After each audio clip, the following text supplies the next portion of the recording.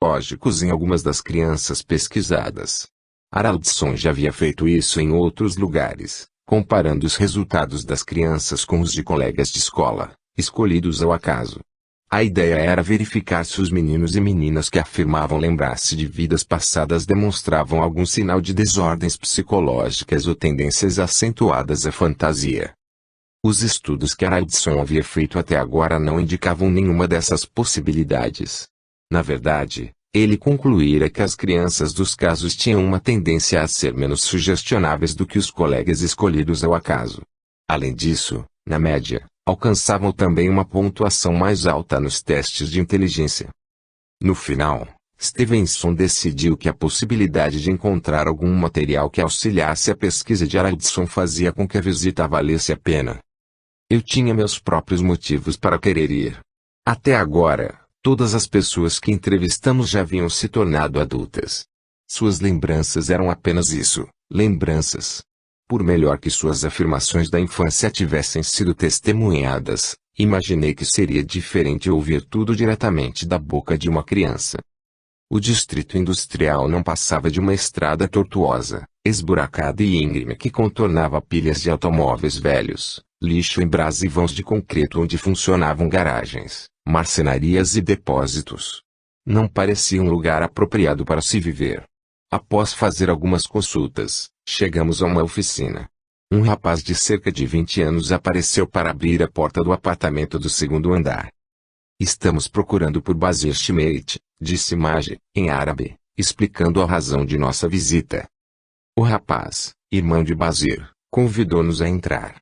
O apartamento nos surpreendeu, um oásis todo acarpetado, repleto de plantas, surgindo num desolado fim de rua.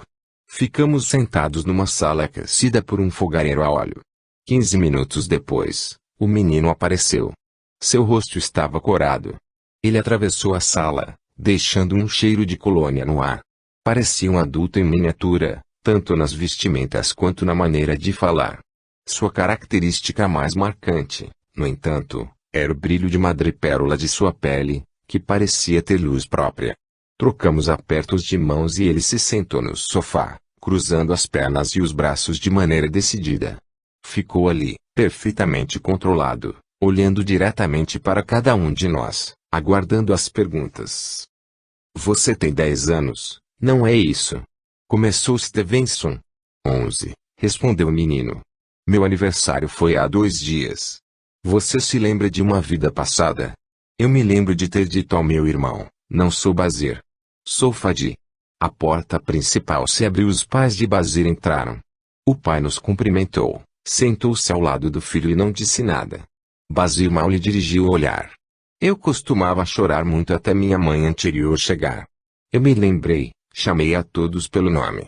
E me lembro de ter sido morto numa casa-mata. Ele usou a palavra de Shimi, explicou mais ao traduzir. Na verdade, é um buraco no chão, com sacos de areia e cimento em volta. Isso foi no distrito oeste de Alei, prosseguiu o menino. Eu estava no topo, na parte de cimento do Dishimi. Eles tinham acabado de construir o topo de concreto da casa-mata e eu ia inspecionar. Uma bomba explodiu e uma bala me acertou na garganta. Uma bala o atingiu? Perguntou Maggie. Você não disse que uma bomba explodiu. Ele disse bala porque não conseguiu achar uma palavra para definir um pequeno pedaço de metal oriundo da bomba, explicou Maggie. Você quis dizer estilhaço? Perguntei. Isso. Educadamente, Basir esperou que terminássemos e, então, continuou seu relato. Eu caí. Estava inconsciente. Mas vi meus amigos removerem os feridos e também vi meu carro parado na calçada, um Toyota bege. Avistei uma pessoa correndo até o meu carro para roubar as joias que eu tinha escondido. Costumava guardar minhas joias ali quando estávamos lutando. Vi essa pessoa roubando as minhas joias e pedi aos meus amigos que levassem primeiro os feridos e depois viessem me buscar. Você não falou que estava inconsciente? Indaguei.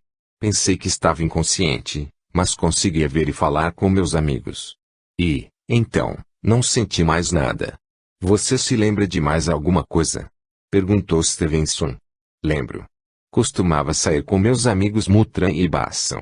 Eu era membro do Partido Socialista Progressivo, mas não usava uniforme. Usava roupas civis. Costumava ajudá-los durante as lutas. Fadi Abdelbaki, vizinho de Shafik Bas, tinha apenas 17 anos quando morreu na Guerra Civil, em 1978, 8 anos antes de Basir nascer. Stevenson dirigiu-se aos pais do menino. Basir tem alguma marca de nascença? Não, disse o pai. Mas, quando começou a falar, tinha a voz de um rapaz. Se vocês ouvissem de um outro quarto, achariam que se tratava de um homem. Havia alguma coisa diferente nele? O pai respondeu que sim. Quando Basir era um bebê, chorava todo o tempo. Ficávamos confusos, pois ele era saudável e comia bem. Mas chorava constantemente, até que viu alguém de sua família passada e, de repente, ficou mais feliz. Morávamos com um tio, perto do quartel-general do Partido Socialista Progressivo. Acho que ele viu um de seus amigos, isto é, um dos amigos de Fadi, e um Jeep Land Rover que ele, Fadi, havia tomado de uma milícia rival. Segundo a mãe, Basir começou a falar aos 15 meses. Já começou falando frases completas. Dizia, não sou Basir, sou Fadi. E deu os nomes de seus pais e irmãos de outra vida. Nós não queríamos procurar a outra família tão cedo, prosseguiu. Entretanto, depois de 2 semanas, uma tia do meu marido, amiga da mãe de Fadi, disse-lhe, pare de chorar, seu filho pode ter renascido. 2 dias mais tarde, a família de Fadi veio nos ver. Basir não reconheceu a mãe, mas, quando lhe mostraram um álbum de fotografias, ele a identificou. Na visita, ela estava usando um mandel, mas só adquiriu esse hábito depois da morte do filho. Na fotografia estava sem ele. Segundo os pais, Basir também reconheceu nas fotos os irmãos e irmãs de Fadi, assim como alguns de seus amigos. Vocês conheciam bem a família de Fadi? Perguntou Stevenson. Quando meu filho disse o nome pela primeira vez, sabia de quem ele estava falando, disse o pai. Eu conhecia a história do rapaz que havia morrido. Já o tinha visto uma vez. Por pouco não tivemos um acidente. Fadi estava em alta velocidade e quase me atirou fora da estrada. Saí do carro e gritei com ele. O rapaz me xingou. Então, segurei-o pelo pescoço. Ele sorriu e colocou os braços ao redor de Basir, sentando-se perto dele. Quando agarrei Fadi, alguém me disse de quem era filho e logo o soltei. Enquanto o pai falava, Basir permanecia sentado, num silêncio impenetrável. Você se lembra disso? Perguntei. Ele balançou negativamente a cabeça. Quem você sente que é agora? Indaguei, Basir ou Fadi? Basir, foi a resposta. Quando ele tinha 8 ou 9 anos, explicou o pai, começou a dizer, eu era Fadi, agora sou Basir. Ele se virou para o filho e, com voz serena, disse-lhe algo. O menino pulou do sofá e saiu da sala. Pedi ele que saísse, falou, em inglês, porque não quero perturbá-lo outra vez. Seu pai anterior morreu recentemente. Basir mal conseguia se alimentar. Ficou com sua outra família do início da manhã até às 6 da tarde, exatamente como faria se fosse Fadi. Estava muito perturbado. Ficamos preocupados com ele. Quando Basir retornou, Stevenson lhe fez uma última pergunta, com o objetivo de determinar se o garoto apresentava alguma fobia que pudesse estar relacionada à sua vida anterior. Ele tinha algum medo? Basir sorriu e disse que não. Sabia onde Stevenson queria chegar. Quando estão atirando, disse ele, gosto de atirar junto com eles. Sou um bom guerreiro. É um caso meio complicado, comentou Stevenson quando saímos da casa. O caso de fato apresentava enormes falhas.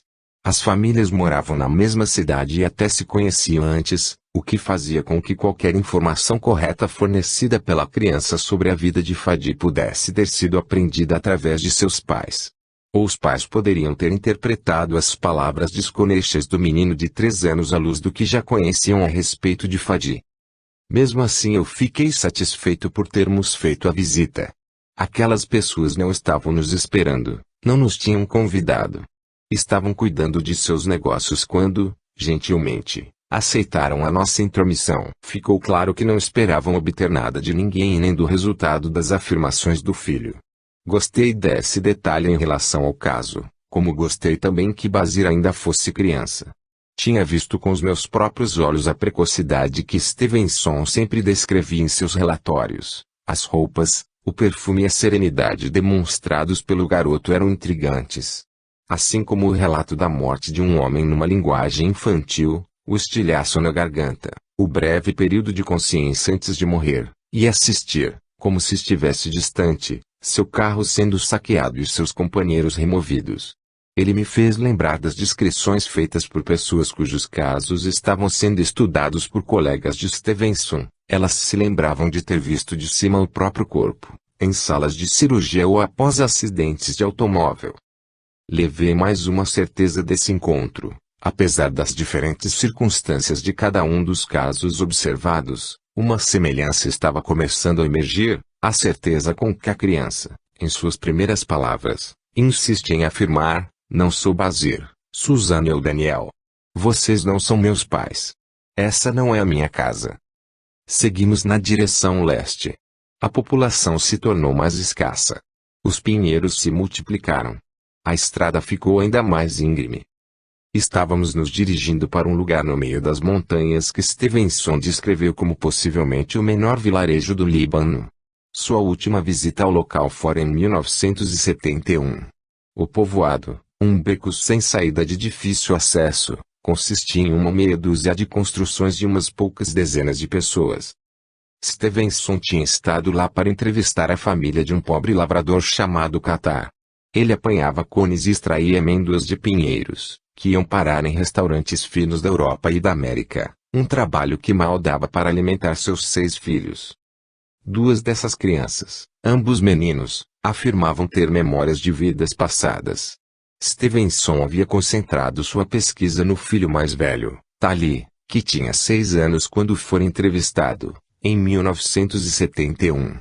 Esse interesse especial era devido a sinais de nascença no corpo do menino que correspondiam aproximadamente a uma ferida sofrida pelo homem de cuja vida ele afirmava lembrar-se, um próspero negociante chamado Saad Bulism. Não tinha parentesco com Itidal Abu Ism, assassinado 6 semanas antes do nascimento de Tali. Em 22 de junho de 1965, às 6 horas da manhã, Saad estava tomando café no pátio de sua casa quando um conhecido veio pela rua, aproximou-se dele e atirou. A bala entrou pelo lado esquerdo do rosto, atravessou a boca, feriu a língua e saiu pelo lado direito. Ele foi levado para o hospital, onde morreu 11 horas depois. O atirador foi preso e levado para um manicômio. O crime parecia ter sido causado pelos delírios provocados pela semelhança física entre Saad e um homem de quem o assassino guardava ressentimentos. Tali só começou a falar, com bastante dificuldade, aos 3 anos de idade. Segundo seus pais, tão logo conseguiu fazer-se entender, ele disse: "Não me chamem de Tali. Meu nome é Saad Abu Ism." Não demorou a começar a falar sobre os tiros. Quando Stevenson o entrevistou, aos 6 anos, o menino contou: "Fui colocado num carro e levado para o hospital. Minha mulher estava ao meu lado. Um dos meus dentes se soltou, minha língua sofreu um corte e minhas roupas estavam cheias de sangue." A família disse que não havia notado nenhum sinal de nascença no menino. Porém, quando Stevenson o examinou, descobriu um círculo de pigmentação mais intensa, com cerca de 1,5 cm de diâmetro, no lado direito da face. No lado esquerdo, uma marca similar, menor e mais apagada, podia ser vista. Stevenson mediu e fotografou os sinais e, mais tarde, comparou-os com o relatório da autópsia feita em Saad. Descobriu que as marcas de Tali ficavam ligeiramente mais direcionadas para a parte de trás da cabeça do que as feridas causadas pela entrada e saída das balas, mas chegou à conclusão de que isso poderia facilmente ser explicado pela migração que as marcas de nascença costumam sofrer com o crescimento da criança. Observou também que o desenvolvimento tardio e as dificuldades apresentadas na fala, embora difíceis de serem medidos com objetividade, poderiam ser analisados como um tipo de marca de nascença funcional, correspondente à lesão na língua de Saad. Uma questão feita por Stevenson em 1971 obteve uma resposta particularmente interessante. A última lembrança que Tali tinha de sua vida passada, cair da cama, no hospital. As fichas do hospital não faziam menção a esse fato. Um relatório feito após a morte descreve-a com desolador minimalismo. Submetido à traqueotomia. Dificuldades respiratórias às 5 da manhã. Ataque cardíaco. Morte.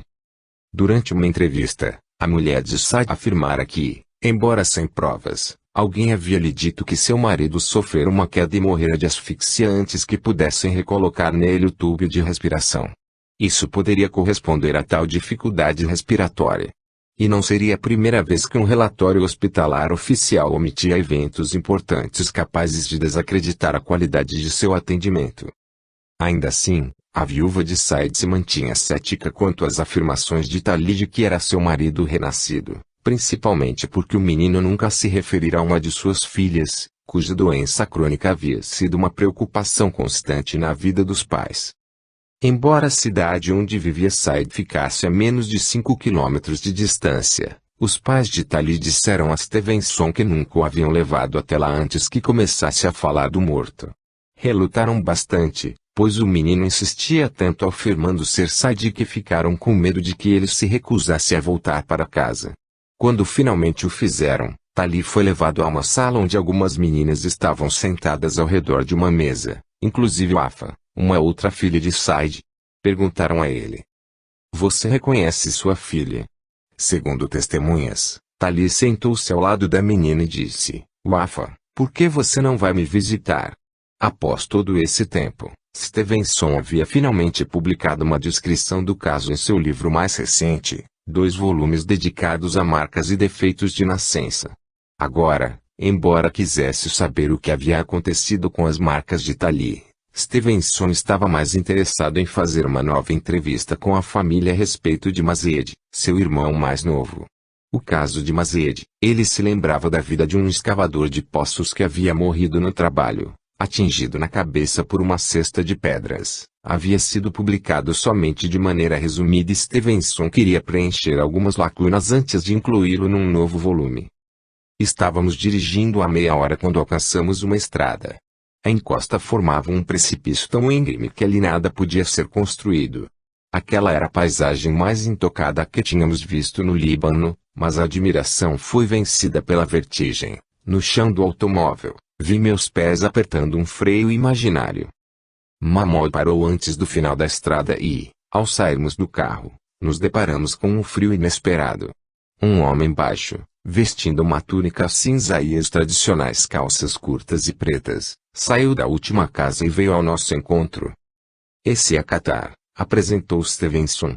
Maggi disse algumas palavras. O homem concordou sorrindo e nos levou até sua casa de pedra, um pouco mais adiante. Lá dentro, numa sala de estar escura, alinhavam-se sofás e cadeiras desgastadas pelo uso, onde estavam sentados, em cantos opostos, os 2 irmãos, agora adultos.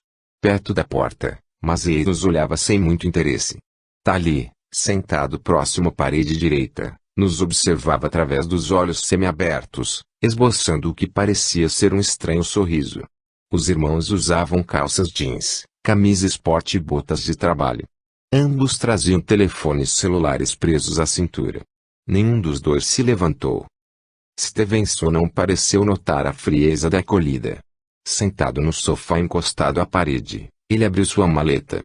Mas sentou-se ao seu lado, mais perto de Tali. Após um minuto, ela se dirigiu a Stevenson.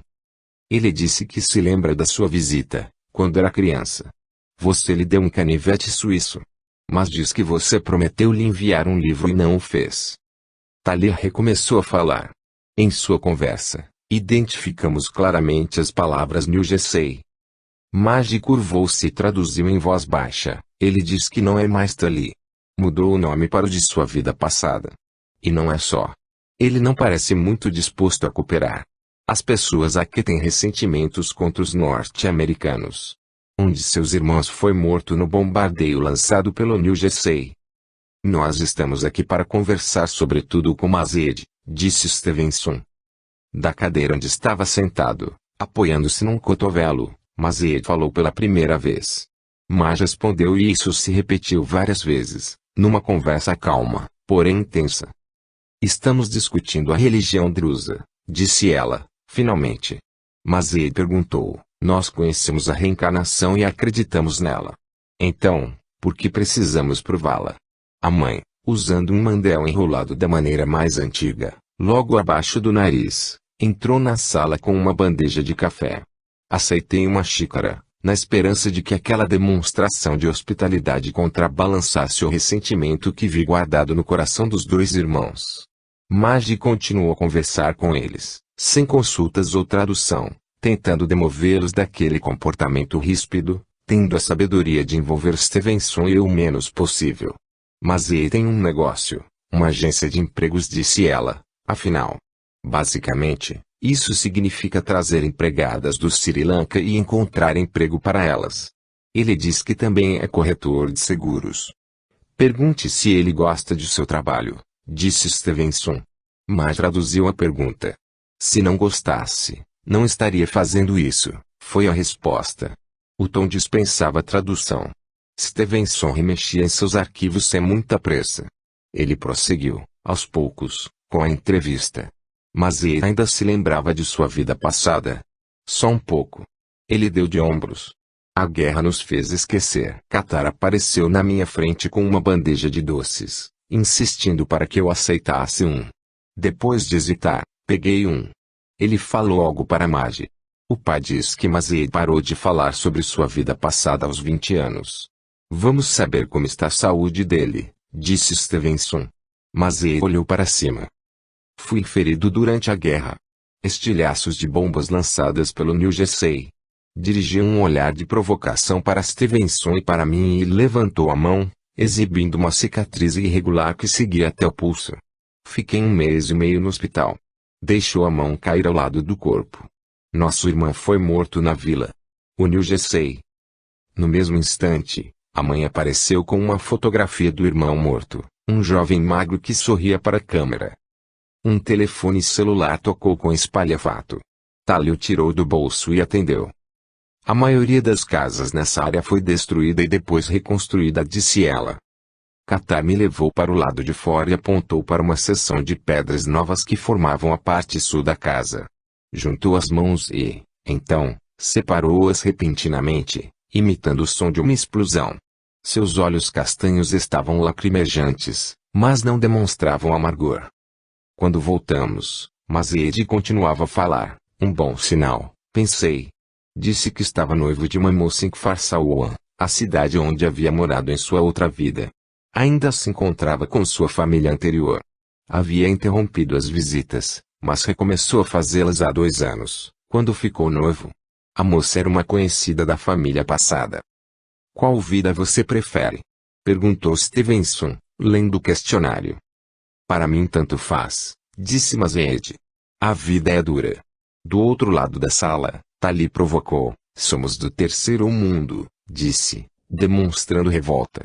Mas traduziu e acrescentou. Tali me disse antes que está sem trabalho. Às vezes, dirige um táxi. Ele fez alguns cursos de nível universitário na área de negócios, mas não consegue emprego. Tali inclinou o corpo para a frente e disse algo, de maneira vigorosa.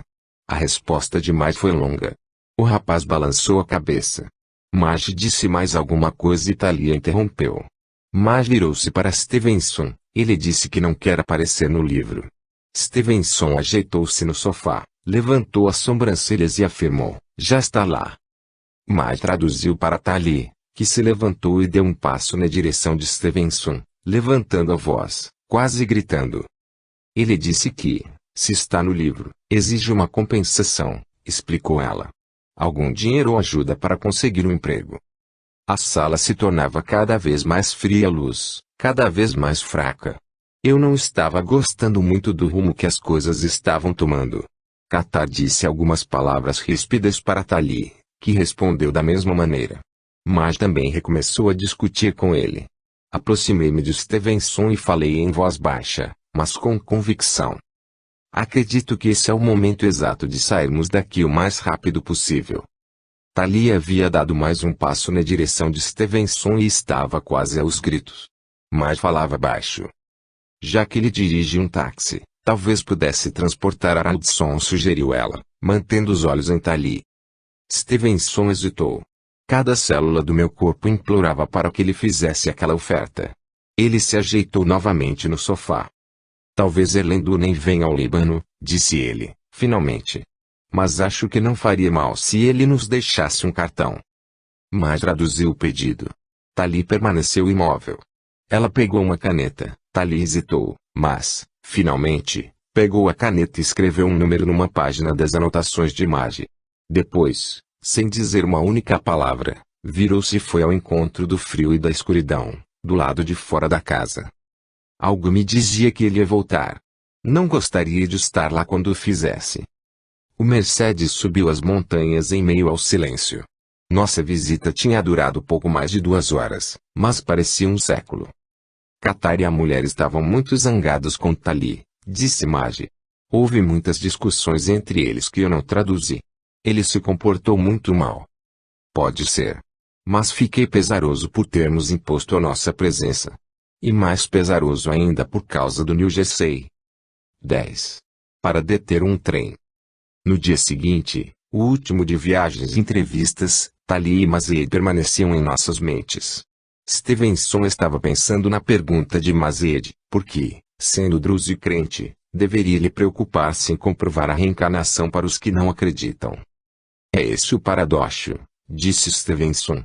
No Ocidente, as pessoas dizem, por que você está gastando dinheiro para estudar a reencarnação quando sabemos que ela é impossível? E no Oriente questionam, por que está gastando dinheiro no estudo da reencarnação quando sabemos que ela é um fato? Eu estava pensando em algo diferente. Desde a nossa chegada ao Líbano, para onde quer que fôssemos, nós nos deparávamos com casos de reencarnação. Desde o primeiro dia, quando Ufate aparecera com suas memórias de ter sido esfaqueada por cristãos, até a noite passada, quando tínhamos ido entrevistar 2 irmãos do que se lembravam de outras vidas.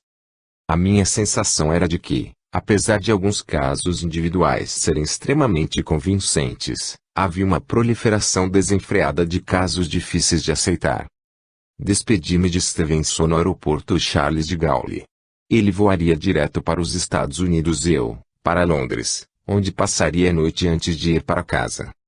No trem que saía do aeroporto de Heathrow em direção à cidade, observei os bairros mais modestos passarem pela janela, fileiras e mais fileiras de casas de tijolos com pequenas sacadas e telhados pontudos. A última luz do dia, logo antes de o trem avançar pela cidade propriamente dita, passamos por um cemitério deserto ao fim de um dia cinzento, repleto de pedras e flores. Uma figura solitária, um homem num casaco marrom, estava em pé ao lado de um túmulo novo, a terra revolvida a seus pés, flores ainda frescas sobre a pedra fria, outras mais em suas mãos. Observei-o pela janela, de costas, de perfil, até ver sua expressão devastada, olhando fixamente para a cicatriz rasgada no chão de terra. Em seu rosto, marcas desenhadas por uma dor profunda, de uma intensidade capaz de envolver um estranho que ia se afastando cada vez mais. Mas sem o poder de trazer de volta o que ele havia perdido. 11. A última resposta fácil. À medida que a costa ia deslizando sob o ofuscante prateado da asa do avião, senti como se estivesse acordando aos poucos de um sonho.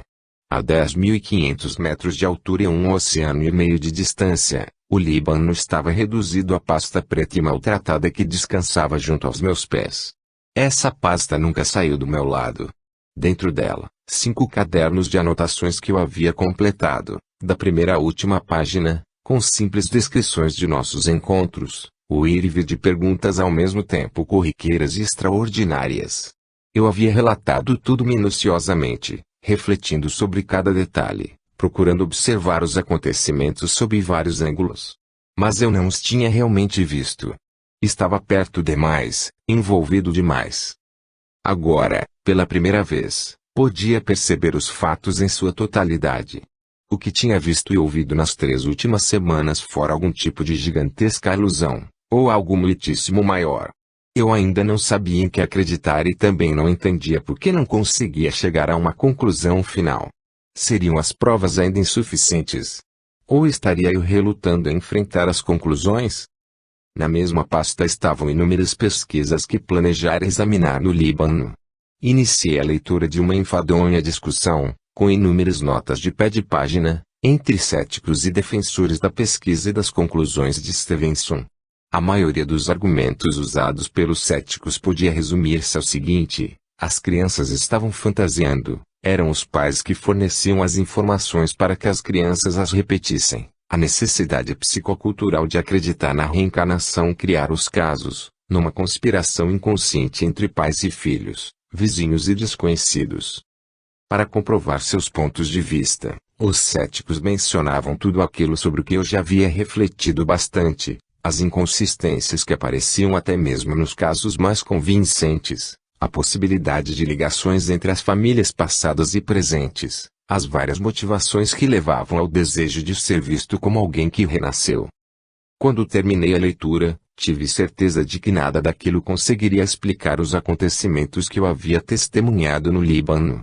Mas um dos céticos, Ibn Brody, usava um argumento diferente. O problema, escreveu, não está na qualidade dos dados apresentados por Stevenson para provar sua teoria, mas no corpo de conhecimentos e teorias que devem ser abandonados, ou radicalmente modificados, se quisermos aceitá-la. Em outras palavras, afirmativas extraordinárias exigem provas extraordinárias. Do ponto de vista de muitos cientistas ocidentais, a ideia de uma criança incorporar pelo menos uma parte de uma personalidade já morta é, sem dúvida, uma afirmativa extraordinária. Mas quem poderia dizer que as provas colhidas por Stevenson durante 30 anos também não o fossem? Mas seriam elas extraordinárias o bastante? Era essa talvez a pergunta que vinha me atormentando. Outros autores que desafiavam Stevenson não tinham problemas em relação aos seus dados e nem considerá-los suficientes para sustentar uma afirmativa extraordinária. Sua argumentação era quanto à própria afirmativa.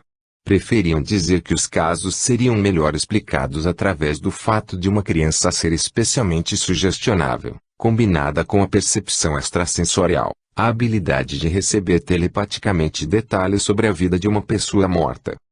Os argumentos referentes à percepção extrasensorial não se sustentavam. As crianças não diziam a personalidade anterior tinha 3 vacas, como seria de se esperar de alguém que estivesse recebendo, por telepatia, informações sobre um desconhecido. Diziam eu tinha 3 vacas e agiam como se acreditassem ser aquela outra pessoa. Além disso, dificilmente elas exibiam qualquer outro sinal de habilidade psíquica, o que levantava a seguinte questão: por que uma criança demonstraria habilidade psíquica tão intensa somente em relação a um determinado indivíduo morto? No fundo da pilha de papéis eu havia agrupado uma outra categoria, investigações de casos, estudos de réplica, como eram chamados, feitas por 3 cientistas independentes, a convite de Stevenson. Essa conclusão de uma antropóloga, Antonia Mills, que estudara 10 casos na Índia em 1987, era um exemplo típico. Antes de realizar essa pesquisa, eu estava preparada para concluir que alguns ou, talvez, todos os casos que eu investigaria seriam logros praticados por uma série de razões, como o desejo de uma criança ou de sua família de se identificar com uma casta superior. As investigações não confirmaram essas suposições. Meus estudos indicam que um pesquisador independente, usando os métodos de investigação de Stevenson, encontrará resultados similares. Há aspectos de alguns casos que não podem ser explicados através dos meios normais. Não encontrei nenhuma evidência de que os casos que estudei fossem fruto de fraude ou fantasia. Assim como Stevenson, concluí que, embora não ofereçam provas incontroversas da reencarnação ou de qualquer processo paranormal ligado a esse fenômeno, os casos por mim estudados fazem parte de um corpo crescente para os quais as explicações normais não parecem ser suficientes. Um forte endosso. Antonia Mills, entretanto, fazia parte daquele grupo de pesquisadores acusados pelos céticos de não serem de fato independentes e de trabalharem para Stevenson. Isso era de certa forma verdadeiro. Tais pessoas não trabalhavam para Stevenson, mas recebiam dele alguma ajuda financeira. Além disso, mantinham um relacionamento pessoal com ele. Um dos pesquisadores, um psicólogo australiano chamado John G. Cale, referiu-se diretamente ao problema. Minha consideração por Ian Stevenson pode ser melhor resumida por expressões como admiração profissional e amizade pessoal. Alguns leitores talvez questionem se essa é uma boa base para um estudo independente. Entretanto, meu grande apreço por Stevenson não me deixa dúvidas de que ele é capaz de acolher bem quaisquer resultados em seu campo de interesse que sejam baseados em pesquisa sólida, quer favoreçam ou não seu ponto de vista. Apesar desse tom sincero, pude entender os motivos que levariam uma pessoa a rejeitar essa certeza. Por outro lado, não precisava me preocupar com a imparcialidade de Kay ou com a falta dela. Eu tinha visto os casos com meus próprios olhos. Alguns dias depois, ainda estava tentando digerir tudo aquilo quando recebi uma mensagem eletrônica de Stevenson. Ele havia marcado a data de sua viagem à Índia, certamente a última vez que iria até lá, e queria saber se eu pretendia acompanhá-lo. Em muitas ocasiões, e de muitas maneiras, ele já havia dito que as pesquisas na Ásia eram mais penosas, mais perigosas e, geralmente, exigiam mais do que as feitas no Líbano. Isso me fez hesitar, assim como o tempo e o dinheiro que precisaria investir, mas não cheguei a pensar seriamente numa recusa.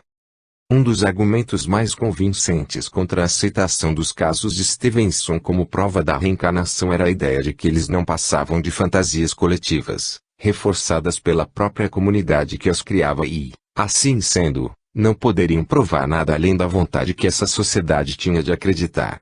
Eu havia pensado nisso no Líbano e agora colocava essa questão no contexto da Índia. Não conhecia quase nada a respeito da cultura indiana tradicional e da crença hindu na reencarnação. Entretanto, sabia que eram tão diferentes das crenças e da cultura drusa quanto estas das crenças predominantes em Miami Beach. E também sabia que, se o fenômeno de crianças que se lembram de outras vidas fosse uma criação cultural, as semelhanças entre os casos do Líbano e da Índia seriam apenas superficiais. E se o fossem? E se os casos tivessem as mesmas características daquelas que tínhamos visto em Beirute? Se fosse assim, eu saberia algo mais, teríamos que descartar todas as respostas fáceis. Terceira parte. Índia, crianças da miséria. 12. O leiteiro. À meia-noite, quando pousamos em Delhi, um irritante e intenso cheiro de fumaça invadiu a cabine do avião. Senti um grande alívio ao notar que ela não estava em chamas, mas estranhei quando o cheiro nos seguiu por todo o feioso terminal. Mergulhamos na noite e descobrimos que o aeroporto inteiro estava envolto numa nuvem de fumaça semelhante a um nevoeiro. Quando Stevenson e eu saímos, um homem apoderou-se de nosso carrinho de bagagens e, sem dizer uma única palavra, empurrou-o até um local escuro, a uns 100 metros de distância, e começou a colocar as malas numa pequena caminhonete. Rezei para que fosse um motorista de táxi e não um ladrão. A saída do automóvel estava bloqueada. Furioso, ele gesticulou para que eu ajudasse a empurrar os dois veículos que o enclausuravam. Logo nos vimos na rua principal de Delhi. Passava de 1 da manhã e o lugar estava quase deserto. A fumaça pairava em frente aos faróis. Fiquei aguardando o momento de emergir daquela nuvem, mas ela se tornava cada vez mais densa, a ponto de dificultar a respiração. De noite é muito pior, disse Stevenson. Quer dizer que toda noite é assim? Perguntei. Isso vem de todas essas fogueiras de dejetos, explicou, olhando calmamente para a escuridão, aparentemente despreocupado, apesar de seus problemas respiratórios crônicos. Talvez hoje esteja um pouco pior do que de costume. A Índia, assustadora para a maioria dos visitantes ocidentais, era a velha conhecida de Stevenson. Ali ele empreendera sua primeira pesquisa de campo. Agora, 37 anos mais tarde, essa era provavelmente a última delas. Nosso hotel era um edifício escuro e mal cuidado, com acomodações extremamente precárias. Tive um sono irrequieto e acordei com o grasnar estridente de um corvo pousado no beiral da janela. Um tênue cheiro de fumaça permanecia no ar. Passamos a manhã esperando pela doutora Satwant Pasricha, a psicóloga indiana que auxiliara Stevenson em muitas de suas viagens à Índia e que vinha aplicando os métodos dele na realização de pesquisas. Às 11h50 da manhã, ela apareceu no saguão do hotel, uma mulher baixa, vestindo um sari roxo, com 2 sacolas grandes penduradas no ombro direito, uma colar de pérolas no pescoço e a marca vermelha de sua casta logo acima do nariz.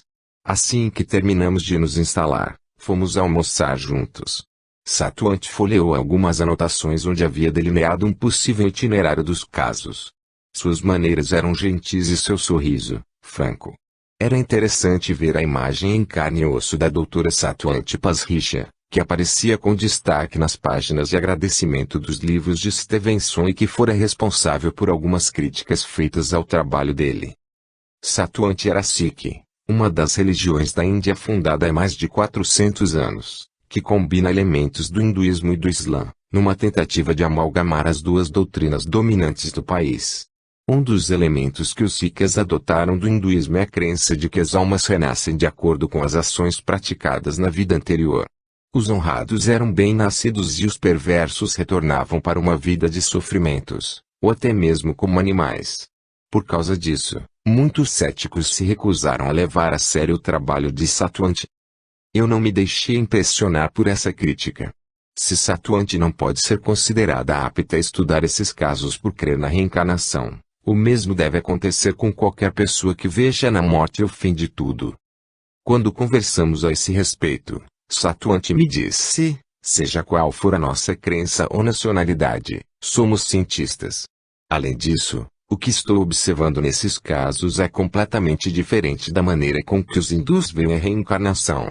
De fato, Satuante me contou que quando um colega lhe disse que Stevenson estava procurando um psicólogo indiano interessado em conduzir aquele tipo de pesquisa, ela expressou um forte ceticismo.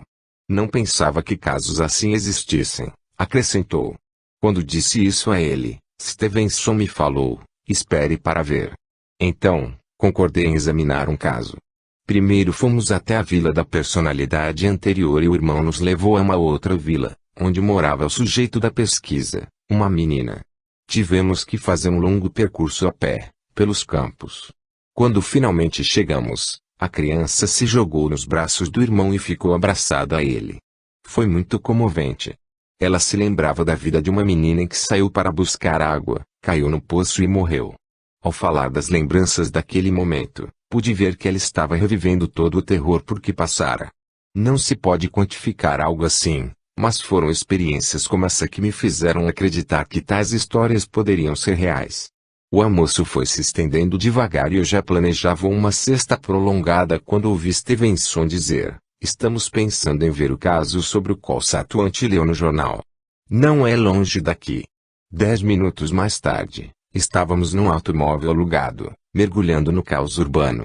Por toda parte, pessoas, animais, carros, bicicletas e lixo coexistiam numa atordoante profusão, como se inúmeras gerações lutassem para acontecer ao mesmo tempo. Bois e búfalos, castigados por cangas de madeira, puxavam carroças que balançavam sobre rodas em desalinho. Mulas e cavalos resfolegavam sob imensas cargas.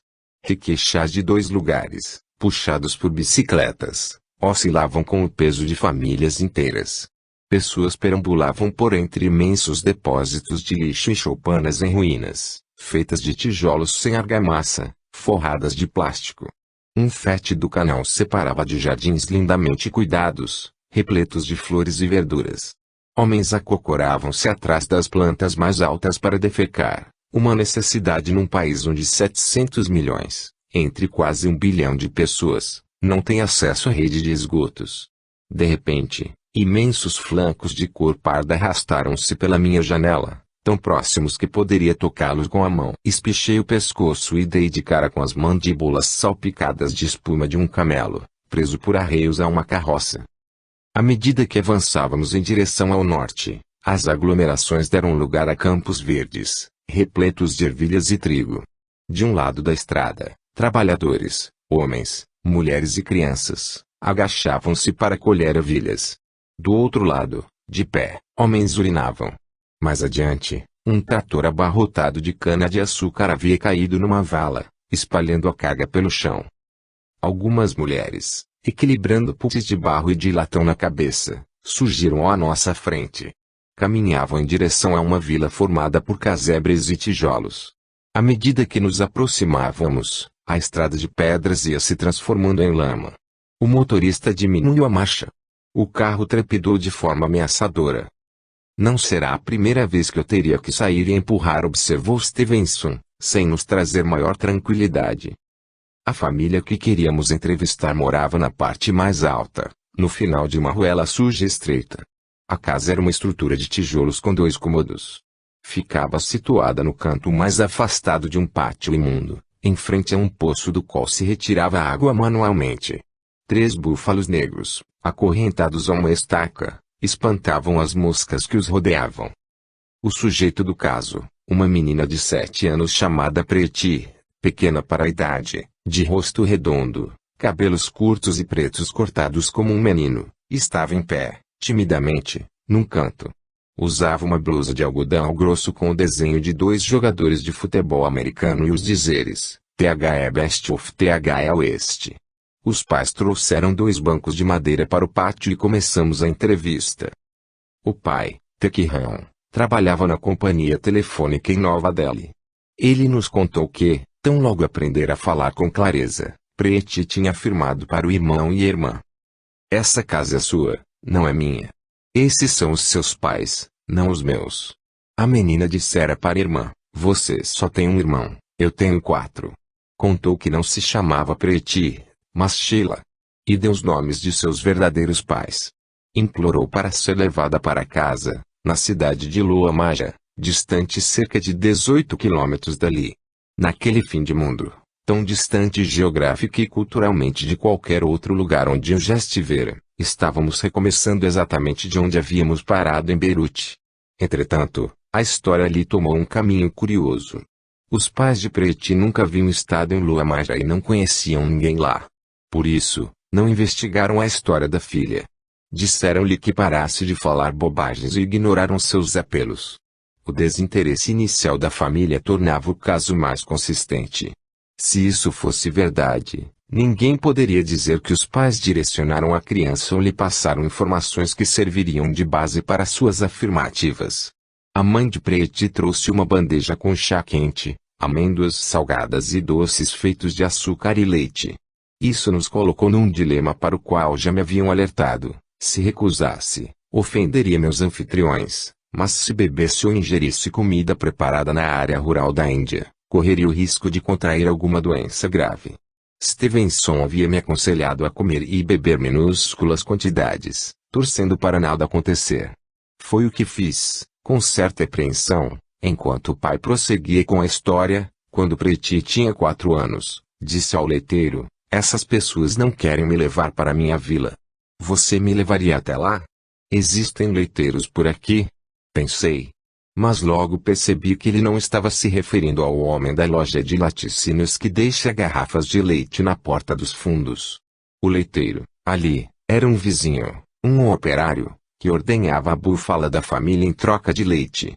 O leiteiro repetiu a história da menina para uma mulher que havia nascido em Lua Maja, perguntando se ela ouvira falar de um sujeito chamado Karna, cuja esposa se chamava Argori, que havia perdido uma filha chamada Sheila. A mulher respondeu que conhecia um homem chamado Karan Singh, apelidado de Karna, cuja filha adolescente fora atropelada e morta por um automóvel quando atravessava a rua. O nome da esposa de Karna era Argori. A notícia chegou até a família em Lua Maja e alguns homens, entre eles o pai da menina morta, foram visitar Preti. Segundo Tekihan, ela reconheceu o pai. Mais tarde, quando foi com ele até a vila, reconheceu também outras pessoas. Stevenson e eu havíamos conversado a respeito desses reconhecimentos que apareciam com tanta frequência nos melhores casos estudados. Pelo menos aparentemente eles constituíam as evidências mais fortes para a comprovação da veracidade das afirmações sobre vidas passadas. Mas quase sempre eram também problemáticos. Nas comunidades rurais, os encontros entre as crianças e as famílias às quais elas afirmavam ter pertencido anteriormente costumavam acontecer diante de grande número de espectadores. Estes poderiam sugerir algo ou simplesmente dirigir o olhar para a pessoa em questão, orientando a criança para que fizesse a escolha certa. Tentamos obter detalhes sobre como exatamente a família anterior tinha sido reconhecida. Preti viu o homem se aproximar. Tekihan afirmou que não. Quando os homens de Lua Maja chegaram, a menina estava na escola com a irmã. Elas voltaram para casa e os encontraram ali, à espera de Preti. Pedimos para falar com a irmã de 11 anos, que tinha 9 quando o encontro apareceu. Como a mãe, Ela estava enrolada num chale verde. Sentou-se no banco ao lado de Satuante e respondeu nossas perguntas em voz baixa. Quando nos aproximamos da casa, vimos um grupo de pessoas, lembrou-se ela. Preti inclinou-se na minha direção e disse, meu pai está aqui. Mais tarde, segundo Tequirão, quando lhe perguntaram quem era seu pai, ele foi para perto de Karnasing e o abraçou. Desde então, Preti costuma visitar a família em ocasiões especiais. O pai disse ainda que antes das visitas ela era solitária, não brincava com outras crianças. Depois de estar com eles 4 ou 5 vezes, ela ficou muito mais relaxada. Parou de se sentir infeliz todo o tempo, explicou. Alguma vez ela se referiu à forma como morreu na vida anterior? Indagou Stevenson. Tudo o que ela disse foi, caí do alto e morri, explicou a mãe. Uma vez perguntei, como você veio parar aqui? Ela respondeu, estava sentada à beira do rio. Estava chorando. Não conseguia achar uma mamãe, então vim para você. Antes de sairmos, o pai trouxe uma série de recortes de artigos publicados em jornais indianos referentes ao caso de Preti.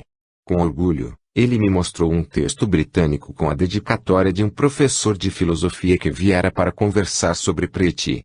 Na capa, uma citação de Sócrates, a vida não perscrutada não vale a pena. Enquanto caminhávamos pela estreita viela, de volta para o carro, o motorista aproximou-se furtivamente de mim e disse: o senhor deve dar a elas alguma coisa. Algum dinheiro. Transmiti o comentário a Stevenson. Nunca fazemos isso, explicou ele ao motorista. Contaminaria a informação. Longe dos ouvidos do rapaz, Satuante observou. Ele pode ter dito alguma coisa para a família, prometido conseguir dinheiro. Acho melhor falar com eles. Ela voltou para perto de Tequirão e falou com ele em voz baixa. Ao retornar, explicou, ele disse que não estava esperando por dinheiro. Trabalha numa agência do governo e tem um bom salário. Acho que ficou constrangido porque o motorista tocou no assunto. O céu estava claro, mas o sol já começava a se esconder. Apesar do esgoto aberto aos nossos pés, a noite tinha o cheiro doce do trigo verde. Enquanto nos afastávamos da vila, mulheres em longos vestidos de seda coloridos e cabeças cobertas por chales amontoavam-se ao redor do poço para encher seus cântaros.